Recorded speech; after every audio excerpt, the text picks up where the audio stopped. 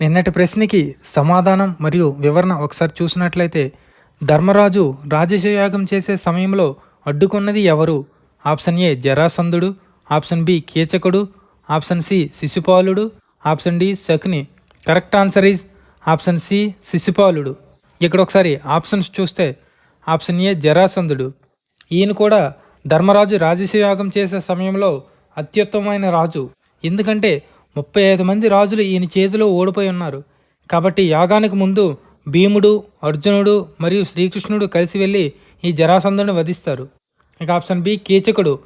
పాండవులు అజ్ఞాతవాస సమయంలో కీచకుడు ద్రౌపదిని వేధించగా అది తెలుసుకున్న భీముడు కీచకుడిని వధిస్తాడు. ఇక ఆప్షన్ సి శిశుపాలుడు. ధర్మరాజు రాజసూయాగం సమయంలో శ్రీకృష్ణుడిని పూజనీయ స్థానంలో ఉంచి ఆయనకి అగ్రతాంబూలం ఇస్తాడు. దానితో కోపోద్రేకుడైన శిశుపాలుడు శ్రీకృష్ణుడిని అవమానిస్తూ, ఇక్కడ ఇంతమంది గౌరవనీయులు ఉండగా శ్రీకృష్ణుడికి ఎలా అగ్రతాంబూలం ఇస్తావని ఆయన నిందిస్తూ 100 తప్పులు చేస్తాడు. వెంటనే శ్రీకృష్ణుడు తన సుదర్శన చక్రంతో శిశుపాలుడిని వధిస్తాడు. శిశుపాలుడిని 100 తప్పులు చేసే వరకు క్షమిస్తానని శ్రీకృష్ణుడు మేనత్త మరియు శిశుపాలుడు తల్లైన సాత్యతికి శ్రీకృష్ణుడు మాటిస్తాడు. 100 తప్పులు దాటివేయడంతో శ్రీకృష్ణుడు తన సుదర్శన చక్రంతో శిశుపాలుడిని వధిస్తాడు. ఇక నెక్స్ట్ ఆప్షన్ డి శకుని. ఈ శకుని కౌరవుల యొక్క మేనమామ. ఈయన్ని సహదేవుడు కురుక్షేత్ర యుద్ధంలో 17వ రోజు వధిస్తాడు.